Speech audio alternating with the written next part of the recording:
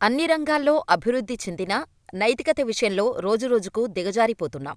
కారణం, రోజురోజుకూ పెరిగిపోతున్న అత్యాచార ఘటనలు, నెలల చిన్నారి నుంచి కాటికి కాళ్ళు చాపిన పండు ముసలిని సైతం వదలటం లేదు మృగాళ్ళు.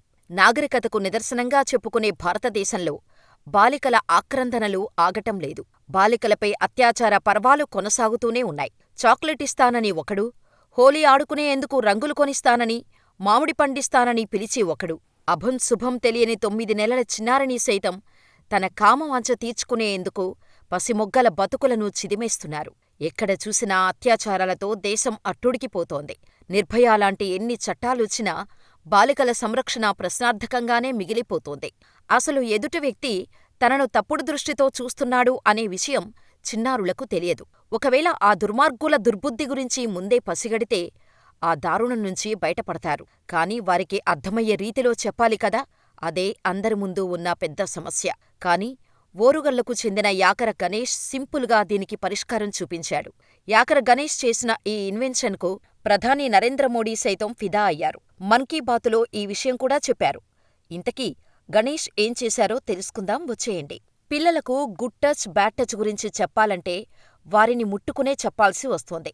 వారిని తాకకుండా దూరంగానే ఉంటూ చెప్పడమెలా అన్న అతని ఆలోచనకు పరిష్కారమే సంస్కార్ టాయ్. దీని పేరు ఆద్య. ఇది మాట్లాడే బొమ్మ. ఆద్యను ఛాతీ ప్రాంతంలో తాకామనుకో, అక్కడ తాకకూడదు అంటూ హెచ్చరిస్తోంది. ఇలా శరీరంలో ఏ స్పర్శ తప్పో, ఏ స్పర్శ భద్రమో ఆద్యను టచ్ చేస్తూ తెలుసుకోవచ్చన్నమాట.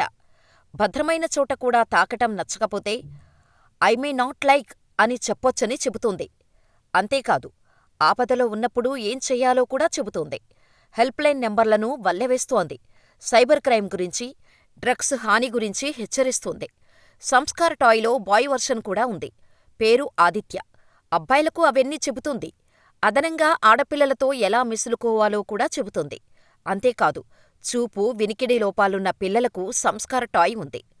చూపు లోపం ఉన్నవారికి వైబ్రేట్ అవుతూ టీచ్ చేస్తే, వినికిడి లోపం ఉన్నవాళ్లకు రెడ్, గ్రీన్, ఆరెంజ్ లైట్స్తో క్లియర్గా చెబుతోంది. గణేష్ ఈ బొమ్మను రూపొందించిన 2021 నాటి నుంచి నేటి వరకు తెలుగు రాష్ట్రాలతో పాటు దక్షిణాది, ఉత్తరాది కలుపుకొని మొత్తం 5 రాష్ట్రాల్లో 65,000 మంది విద్యార్థులకు భద్రత మీద అవగాహన కల్పించే ప్రయత్నం చేశాడు. కొన్ని స్కూల్స్కి ఉచితంగానే సేవలందించాడు. త్వరలోనే ఎల్ఎల్ఎం మాడ్యూల్స్తో అప్డేట్ అవుతూ సంస్కార్ 2.0 పేరుతో హ్యూమనాయిడ్ రోబోను తయారు చేస్తున్నాడు. ఇది పిల్లలతో ఇంట్రాక్ట్ అవుతోంది. చిన్నప్పటి నుంచి నాకు సైన్స్ అండ్ టెక్నాలజీ ఇన్వెన్షన్స్ అంటే ఇష్టం. దీనికి సంబంధించి నాకు ఫార్మల్ ఎడ్యుకేషన్ ఏమీ లేదు. యూట్యూబ్ చూసే నేర్చుకున్నాను. ఇన్నోవేటివ్ మైండ్ సెట్ ఉన్నవాళ్లకు ఓ ప్లాట్ఫామ్ తయారు చేయాలన్నదే నా లక్ష్యం. అందుకే సంస్కార్ ఎలక్ట్రానిక్స్ అనే స్టార్టప్ పెట్టాను. సామాజిక బాధ్యతే నా ప్రధాన ఆశయం. ఆసక్తి ఉన్న విద్యార్థులకు ఫ్రీగానే ట్రైనింగ్ ఇస్తున్నాం. సంస్కార్ టాయ్ తయారు చేయటానికి సైకాలజిస్ట్, సైకియాట్రిస్ట్, పిల్లల హక్కులు, భద్రత కోసం పనిచేస్తున్న ఎన్జీఓలు వంటి వాళ్ళందరినీ కలిసి రీసెర్చ్ చేసి ఒక కాన్సెప్టును తయారు చేసుకున్నాం.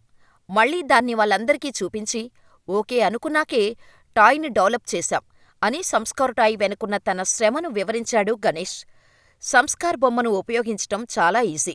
ఎవరైనా బొమ్మ ప్రైవేటు భాగాలపై చేతిని ఉంచినప్పుడు అది వెంటనే ముట్టుకోవద్దు అని అరుస్తుంది.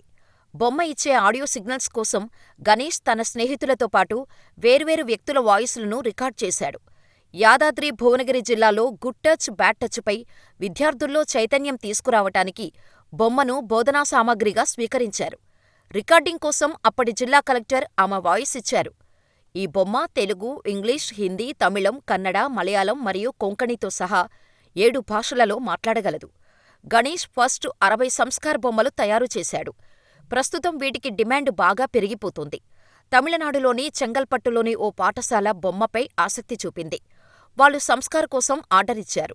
ప్రస్తుతం గణేష్ సంస్కార్ 2.0కి తయారు చేయటానికి రెడీ అవుతున్నాడు. ఇందులో కొన్ని మోడిఫికేషన్ ఫీచర్స్ అందిస్తానని గణేష్ చెబుతున్నాడు.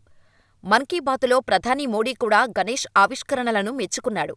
గణేష్ వరంగల్ జిల్లా నందనం గ్రామానికి చెందినవాడు. తల్లిదండ్రులు స్వరూప, చంద్రయ్య ఇద్దరూ వ్యవసాయ కూలీలే. సమాజంలో చిన్నారులపై జరుగుతున్న అఘాయిత్యాలను చూసి చలించిపోయిన గణేష్ అవగాహన కల్పిస్తే చిన్నారులు ఆపద నుంచి బయటపడే ఛాన్స్ ఉందని భావించాడు. అయితే ఈ గుడ్ టచ్, బ్యాడ్ టచ్ గురించి చెప్పే టైంలో చిన్నారులను ముట్టుకోవాల్సి వస్తుందని, దాన్ని సైతం అవాయిడ్ చేసి పిల్లలు ఆడుకునే బొమ్మలతోనే అవగాహన కల్పించాలని అనుకున్నాడు. అనుకున్నట్టే తన ఆలోచనలు ఆచరణలో పెట్టి ఈ బొమ్మను తయారుచేసి అందరితోనూ ప్రశంసలు అందుకుంటున్నాడు. మరి గణేష్ ఆవిష్కరించిన ఈ బొమ్మ గురించి మీరేమనుకుంటున్నారో మాకు చెప్పేయండి.